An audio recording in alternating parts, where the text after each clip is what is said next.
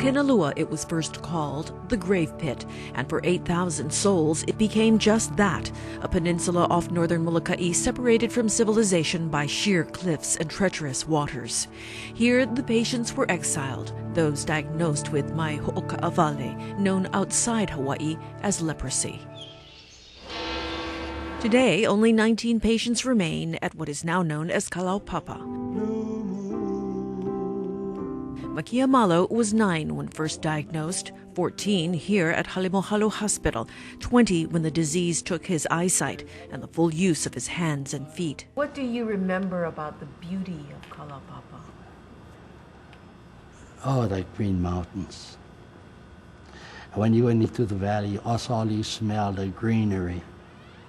And then you find a place where obviously it was a home inside the valley before. Stuff like that. And then you find mango trees, avocado trees, you know, a straight line of these hibiscus trees. What do you remember about the beaches? Oh, God. Nobody don't know beaches. That's a fabulous part.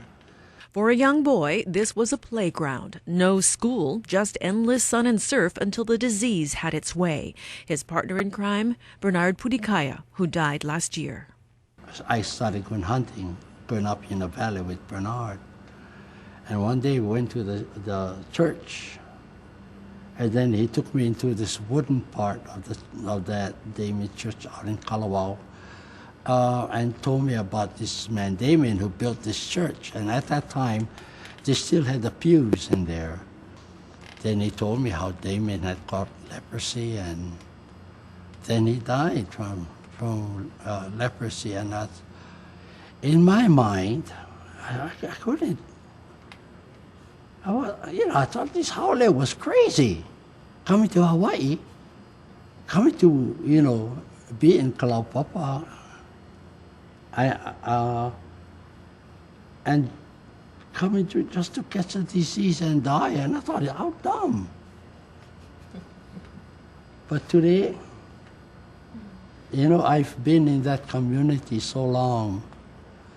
I've had a sense of what it was like being when we were isolated, and when the world opened up to us, was willing to accept us back in there, although there were some who still were fearful, maybe some families who were still embarrassed about us and still not wanting people to know who we are with them.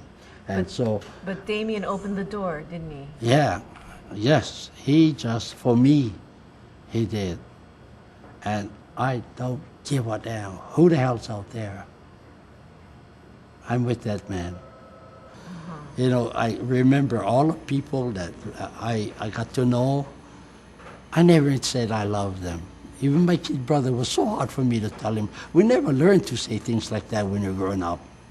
I never told my parents I love you. No, my sister, she was there. My kid brother, when he died, that was a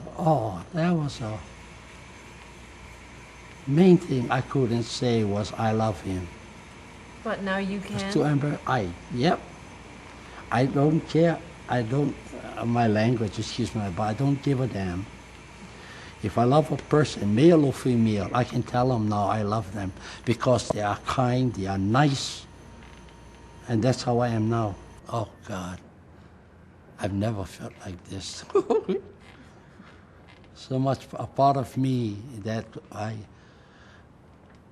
never learned was there. And this you learned from Damien? Yes, well, part of it, yeah. The other part is realizing how he gave up his life to the people down in Kalawao and take care of them.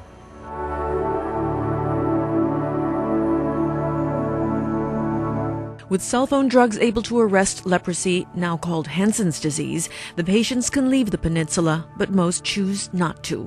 What was once a prison is paradise. For Makiamalo, it will always be home. Pamela Young, KITV4 Island Television News.